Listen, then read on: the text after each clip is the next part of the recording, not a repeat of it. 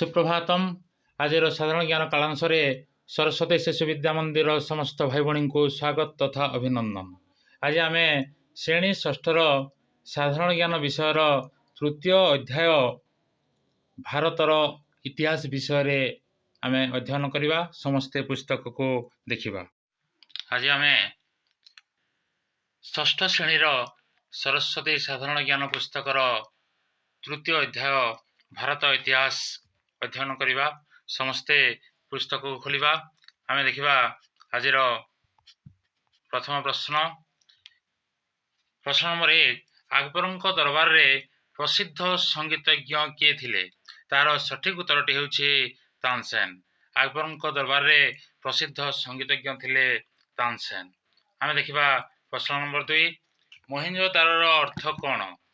तार सठिक उत्तरटी हेउछि मृत्युर पहाड़। मोहेंजोदारोर अर्थ हेउछि मृत्युर पहाड़। आमे देखिबा प्रश्न नंबर 3, गायत्री मंत्र कहा द्वारा रचना करा जायछि? तार सठिक उत्तरटी हेउछि ऋषि विश्वामित्र। गायत्री मंत्र ऋषि विश्वामित्रଙ୍କ द्वारा रचना करा जायछि। वर्तमान आमे देखिबा परवर्ती प्रश्न। प्रश्न नंबर 4, श्रीमद् भगवत गीता क्यों भाषा रे प्रथमे लेखा होइथिला? तार सठिक उत्तरटी हेउछि संस्कृत। श्रीमद् भगवत गीता संस्कृत भाषा रे प्रथमे लेखा होइथिला। आमे देखिबा परवर्ती प्रश्न। प्रश्न नंबर 5, भारतीय जातीय कांग्रेस रो प्रथम सभापति किए? तार सठिक उत्तरटी हेउछि उमेश चंद्र बनर्जी। भारतीय जातीय कांग्रेस रो प्रथम सभापति हेउछन्ति उमेश चंद्र बनर्जी।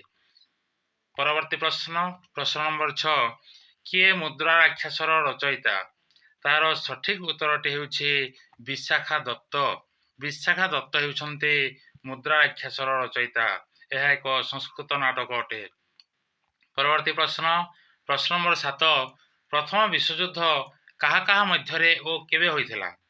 तार सठिक उत्तरटी हेउछि ऑस्ट्रिया और सर्बिया 1914 रु 1918। प्रथम विश्वयुद्ध ऑस्ट्रिया और सर्बिया मध्य होइथिला एवं यह 1914 मसीह रु 1918 मसीहा पर्यंत होइथिला। परवर्ती प्रश्न। प्रश्न नंबर 8, द्वितीय विश्वयुद्ध केबे होइथिला? तार सठिक उत्तरटी हेउछि 1939 रु 1945 पर्यंत।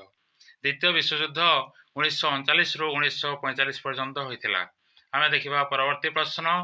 प्रश्न नंबर 9, पुरी जगन्नाथ मंदिर निर्माता किए? तार सठिक उत्तरटी हेउछि राजा नरसिंह देव। पुरी जगन्नाथ मंदिर निर्माता हेउछन्ति राजा नरसिंह देव। आमे देखिबा परवर्ती प्रश्न। प्रश्न नंबर 10, दिल्ली रो शेष हिंदू राजा किए? ताहार सठिक उत्तरटी हेउछि पृथ्वीराज चौहान। दिल्ली रो शेष हिंदू राजा हेउछन्ति पृथ्वीराज चौहान। आज पई साधारण ज्ञान कालांश को एतिके रखुछि। पुणी देखाइबा परवर्ती कालांश रे। धन्यवाद। समस्ते यही प्रश्नर उत्तर को ठीक भाव में मन रखिए। रखुछि।